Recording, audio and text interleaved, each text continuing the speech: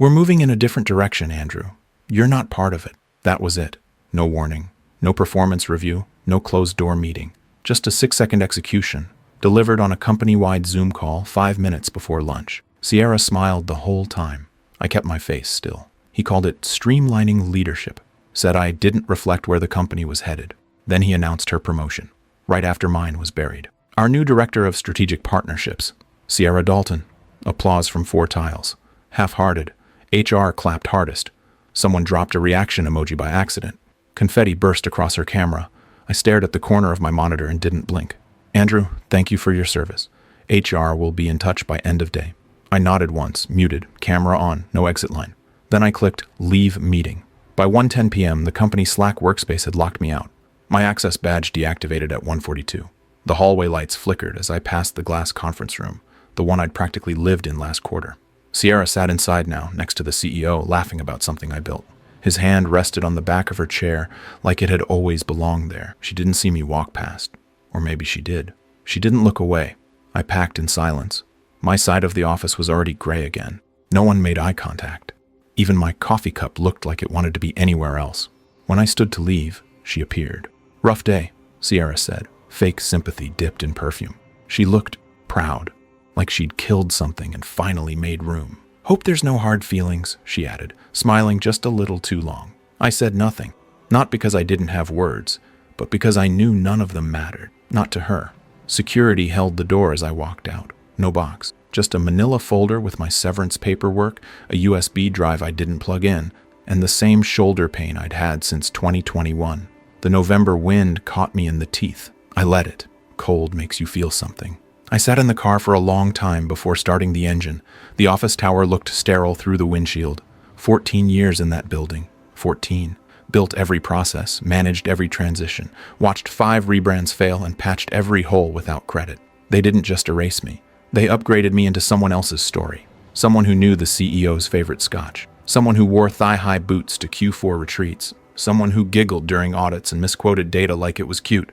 Someone who stepped out of his hotel room at 11:42 p.m. in Austin, lipstick smudged, hair wet, when she didn't know I was across the hall, 3 doors down, trying to rewrite her deck so we wouldn't lose a client. I drove home with the radio off. My apartment felt like a soundstage. I didn't take my coat off. I sat on the couch and stared at the floor. Then I opened LinkedIn. Her promotion was already posted. Polished. Perfect. 3 hashtags. 1 photo. Her at the gala, beside the CEO, cropped to look accidental. At 11:47 p.m., I opened my personal email. It was buried in the archive, from 2 years ago. Subject: "That bar was freezing, thank you. Catherine Myers," the CEO's wife. I remembered the night, holiday gala. He'd left early with the team. Catherine was alone, cold, waiting for a car that never came. I gave her my coat and offered to call her a ride. She wrote the next day, "Not many good men in that place. You're one of the few. Please don't lose that." I hadn't replied. Didn't want to cross a line. Now I clicked reply. Then I clicked forward. Then I clicked create new account. Name: Catherine Myers. Email: k.myers@charity@gmail.com. Next. I opened the internal HR escalation policy, the one no one ever reads until it's too late. My cursor hovered over the anonymous submission portal. I didn't feel angry. I didn't feel anything, which meant it was the perfect time to start. The first time I met Sierra, she was wearing a broken visitor badge and asking where the espresso pods were stored.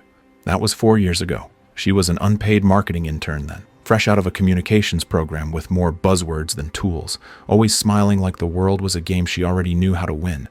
I was the one who fixed her badge, got her credentials sorted, showed her where the server folder was buried 3 layers down.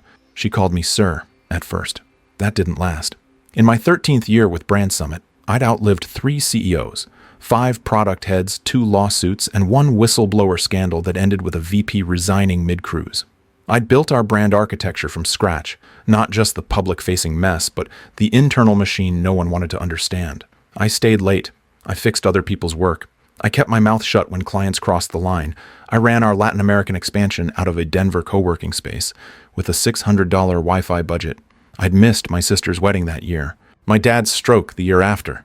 But every time I turned something around, I got the same 2 words: appreciate it. Sierra rose fast. Too fast. She went from intern to assistant manager in 6 months, skipped a full rung to become campaign director less than a year later. No one said anything, but everyone watched. You could feel it in how people hesitated before replying to her emails. Too formal, too careful. She talked like a promo reel. Client-centric activation. Agile authenticity pivot. Once, she presented a budget strategy I had built from scratch, down to the cell formatting. She just removed my name and called it team collaboration. I said nothing. I assumed it was a one-off. A mistake. It wasn't. Things shifted about a year ago. The CEO, Richard Myers, started scheduling creative alignment sessions that ran past 9 p.m. She stopped sending call invites, started locking the campaign folders, password protecting things she didn't understand. She started wearing lipstick on Mondays. He started calling her S. At first, I thought I was imagining it. Office politics, paranoia. But then I saw them at the Phoenix conference, standing a little too close at the hotel bar, her hand on his wrist, no eye contact with anyone else. He disappeared for the keynote, said it was a migraine. She was gone too. When we got back, she made strategic changes to the quarterly roadmap without review. My name was left off the credits for the Norway brand onboarding. I had flown there myself. No one else made the trip. When I asked her about it, she smiled and said, "Some shifts are necessary for growth." I tried to talk to legal once. Casual, off the record, just to ask, what's the protocol when upper leadership promotes someone they're involved with? The compliance manager didn't blink, just sipped her drink and said, "Are you sure you want to find out?" I never brought it up again. One night, mid-August, Sierra called me at 11:12 p.m. Client panic, she said, needed help reworking the Tyson Foods deck before morning. I worked on it until 3 a.m., cleaned up her slides, restructured the strategy narrative, fixed the budget estimates. It wasn't the first time I'd done it. She thanked me with a one-line Slack the next day. "Appreciate you, old man." No smiley. Just that. A week later, she was flown solo to Boston to represent executive strategy in front of the board. I watched from the live stream. She used my slides. The only time my name was mentioned was when she said, "Andrew's guidance has been foundational to my learning," like I was a dead mentor, someone to thank and bury. The most obvious moment was Austin, company retreat. Everyone got drunk except me. At 11:42 p.m., I walked down the hallway to grab a water bottle from the vending machine. Her hotel door opened. She stepped out, hair wet, eyes glazed, wearing a hotel robe. Richard was behind her, shirtless, saying something I couldn't hear. She didn't see me, or maybe she did.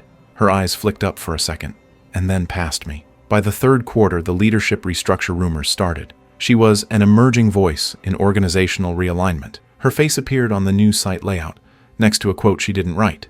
Then came the firing. 12 years of work erased on a Zoom call. Smiles, applause, muted mic. Legacy role.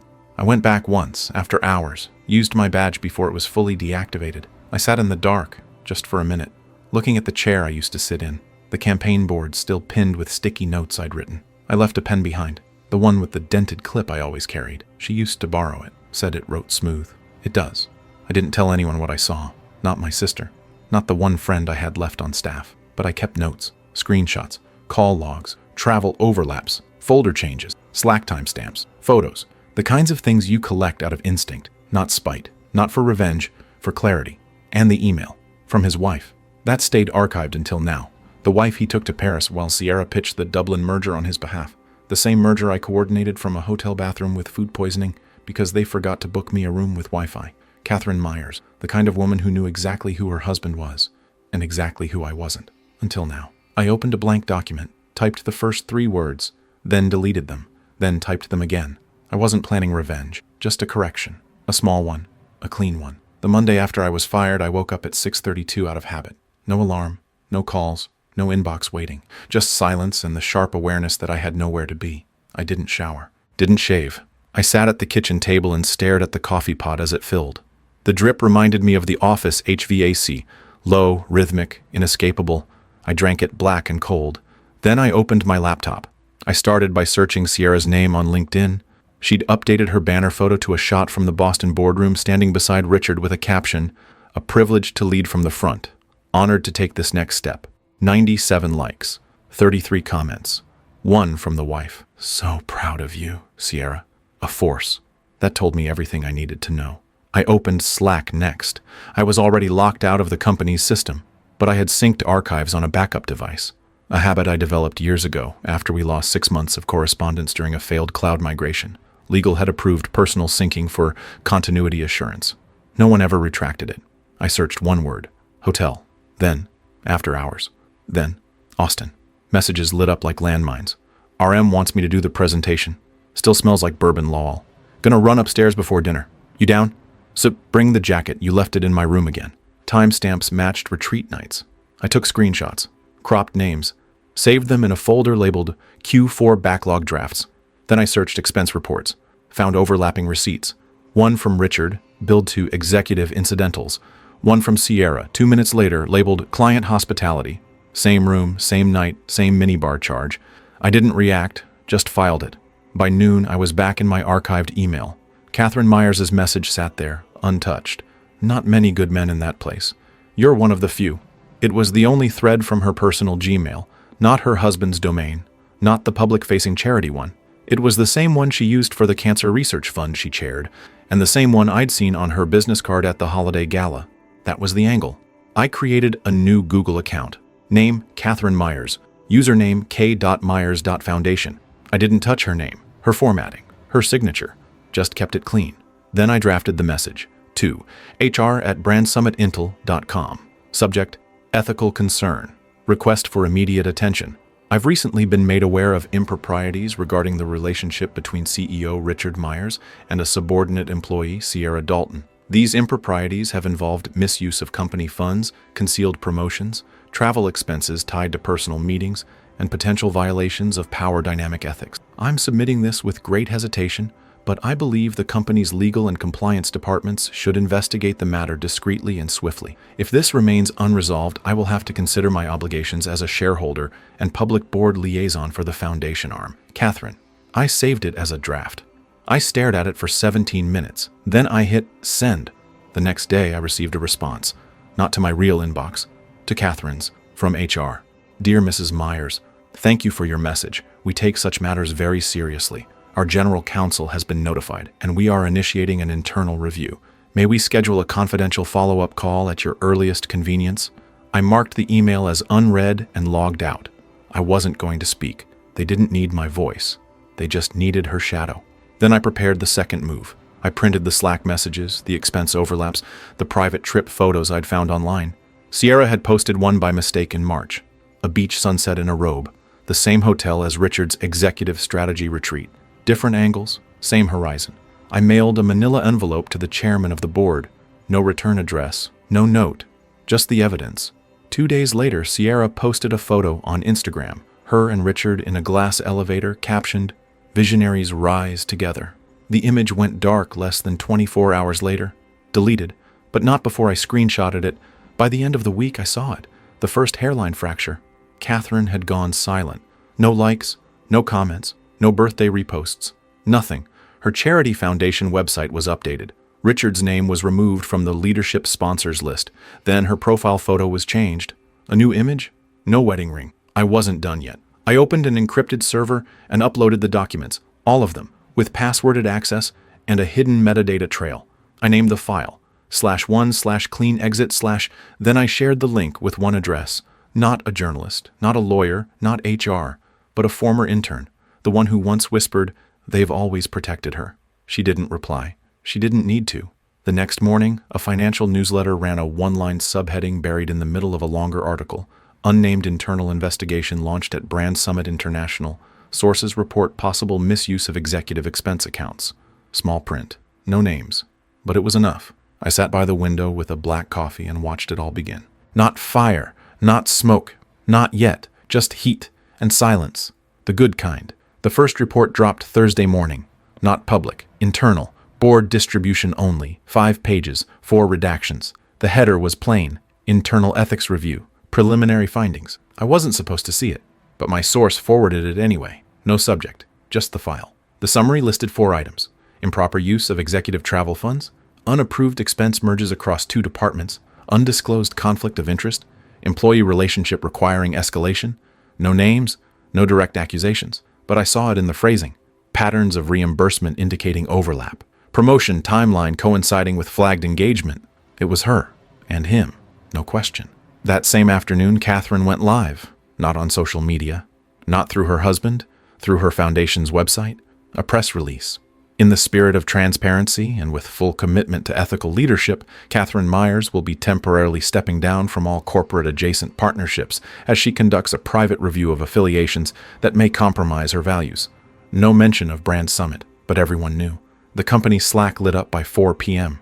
My contact there, a junior analyst named Alicia, sent me a screenshot of the internal chatter. Did something happen with RM plus SD? Legal's in full lockdown. Why is Catherine pulling out of the gala? HR told everyone to shut down side chats. I didn't reply. By Friday, the board called a closed-door meeting. Richard left early. His assistant told people it was family-related. He didn't come in Monday. On Tuesday, Elisha forwarded an all-staff email marked urgent. Effective immediately, the company is undergoing a third-party compliance audit led by external counsel. This review pertains to executive conduct and operational oversight. All inquiries are to be directed to legal. Sierra still came in. She looked thinner, pulled together, but different. Hair down instead of pinned. No heels. Eyes scanning every hallway. She didn't post for 5 days. That was a record. I mailed the second package to the PR crisis firm on retainer. Same contents, different format, edited for their eyes. Plain language, timeline, scans, Slack messages, no threats, no signature, no return address. They would know who it came from and who it was about. That night, the charity gala was pulled from the calendar. The webpage redirected to a donation placeholder. No press release. Just gone. Richard's name disappeared from the sponsor list. By Thursday, a marketing intern whispered to Elisha, "They're pulling SD from the Q1 deck." Then, RM canceled all interviews. Then, something happened. Her badge doesn't work anymore. I opened the company's investor portal. The executive leadership page was under maintenance. The cache version still showed their photos, Richard and Sierra, side by side. I screenshotted it. Then I emailed it to the board using a masked domain I'd purchased years ago for client A/B testing. Subject: cached lies. Better grab it before Google does. I included the timestamp and a link to the original photo on her now deleted Instagram. The next day, a reporter from a financial publication requested a comment regarding an internal misconduct probe tied to promotional bias. Brand Summit declined. They always do. Then came the knock. On my door. Friday, 8:16 p.m. Man in a black coat, polite voice, clipboard. "Are you Mr. Klein?" I paused. "Yes, I'm with Crosswell Audit and Risk. We're conducting background interviews related to executive conflict disclosures at Brand Summit. You're not a required witness, but we'd appreciate voluntary input." I didn't invite him in. I took his card. "I'll think about it," I said. He nodded once and left. The next morning, Catherine posted a single sentence to her social feed. Just one. "Everything finds its way to light." No hashtags, no tags. Just that. At 10:34 that same morning, Sierra's profile disappeared from LinkedIn. Not updated. Gone. By noon, someone forwarded me the internal memo. Effective immediately, Sierra Dalton has resigned from her role as Director of Strategic Partnership. We thank her for her service and wish her well. No photo, no forward-looking optimism. No announcement from Richard. Then silence. 3 days, then 5, then 7. No press, no leadership change, no lawsuit. Yet. But every site that had once listed her as a featured young leader in brand ethics removed her name quietly. So did the marketing award nomination she was supposed to receive in March. On day 9, Richard returned to the office. No tie, no smile. He passed Alicia in the hallway without speaking. She told me he looked like someone had unplugged him from the wall. He didn't go into his office. He went into legal. That night, I opened a text-only document on Y desktop.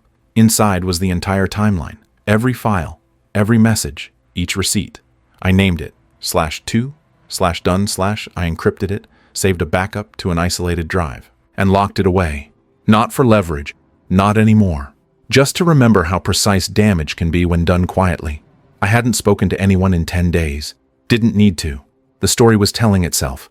The first headline landed on a Thursday, middle of the morning, buried under market updates and IPO rumors. CEO of Brand Summit under review after whistleblower leak. Suggests financial and ethical misconduct. No names, but the subheading gave it away. Internal relationship with recently departed senior employee raises concerns over promotion, fund use, and transparency. That was the first cut. The next came 2 hours later.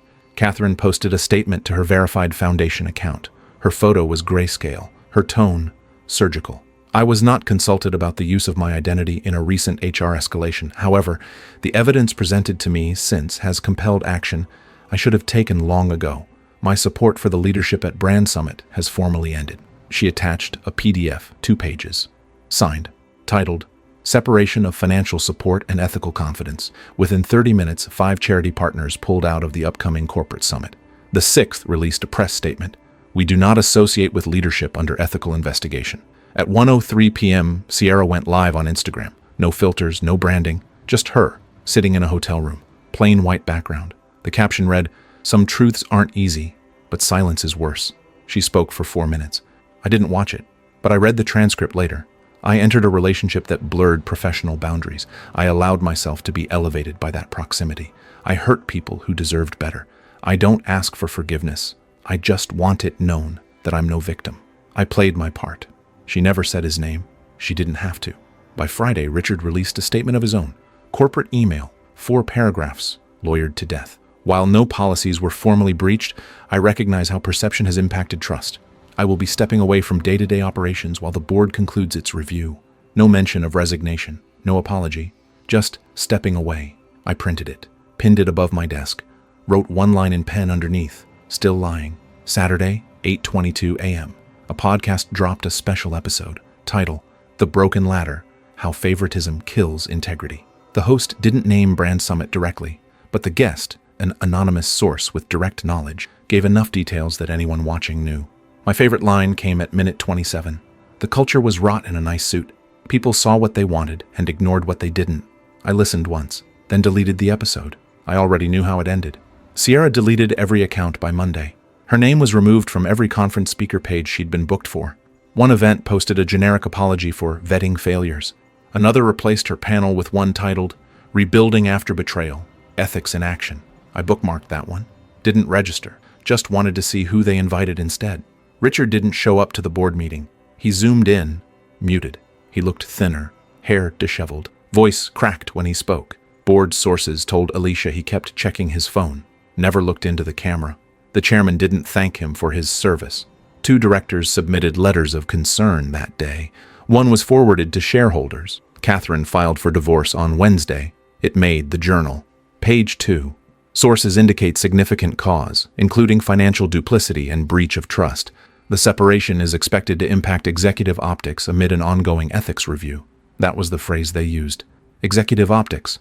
Like it was a smear on glass. Not a 14-year marriage detonated in public. That night, I went for a walk. First one in weeks. No phone, no music. Just streets I hadn't noticed in years. I passed a bar I used to meet clients at. The window was cracked, dusty. The chalkboard outside said, "Closed for private event. Ask about our ethics cocktails." I didn't smile, but I almost did. When I got home, I had one message waiting. Not from anyone involved, not Catherine, not legal, not even Alicia. It was from someone I didn't recognize. A new intern, apparently. She didn't say where she got my contact. Just wrote, "Thank you. Some of us were watching." I archived it. Didn't respond. Then I turned off the lights and sat in the dark. No victory. No noise. Just the quiet that comes when you've already said everything that needed to be said, without ever opening your mouth. It's been 4 months. Brand Summit still exists. Different logo, new slogan, same rot, just painted over. They announced Richard's transition in Q2. He wasn't fired. He stepped down to focus on personal and philanthropic pursuits. A handshake goodbye. Stock options untouched. Board still calls him foundational. But his name doesn't appear in the press anymore, not even in the bylines. Sierra moved to Atlanta, started a boutique consulting firm. No website, just a LinkedIn bio that says, Brand Reinvention Expert. She hasn't posted since February, not even a birthday photo. I get Google alerts on her name. Nothing's hit in weeks. Catherine resurfaced last month, gave a keynote at a women's finance summit, wore all white. Her first line made the rounds online. Trust is expensive, but silence? That's priceless. They gave her a standing ovation. A week later, she launched a new foundation. Different name, different mission. No ties to Brand Summit, but one thing stood out on the website. A single line buried at the bottom of the donor page. In gratitude for those who build quietly and leave cleanly. No name, no link, just that. I bookmarked it. Never showed anyone. As for me, I'm nowhere near that world anymore. Moved out of the city, upstate, quiet place. No neighbors I know by name. Started freelancing, strategy work. No branding, no photo, no pitch deck. People find me when they need something fixed. I don't ask how they got my number, I just listen. Then I do what I do best. I keep a box in the closet. Inside it, one printed copy of the original severance agreement, the old company badge, the pen Sierra used to steal from my desk, and the envelope from Catherine, the real one, postmarked the day after her divorce went public. No letter inside, just a note. One word, written in black ink. Understood. I kept it, still sealed. Sometimes I walk into town and sit at the coffee shop across from a bank I never used. I order the same drink every time. Black, no sugar. Watch the people. Read the ticker across the cafe TV. Brand Summit stock climbs slowly, then dips, then climbs again. Stability. That's what the board said in their last shareholder letter. We've weathered the storm and emerged stronger. Maybe. But storms leave wreckage even after the sky clears, and some things don't wash away. I never told anyone it was me. Not Alicia, not Catherine, not the intern who thanked me. No leaks, no fingerprints, just silence, and the knowledge that I moved something permanent, without needing applause to prove it. Some nights I sit with the lights off and look through the window into the dark. The glass reflects me, older now, quieter, but still whole. I didn't win. I didn't need to. I just left differently than they expected. That's all for this story. I'll be back with another one. If you haven't already, please consider subscribing to the channel. It motivates me to create more content like this.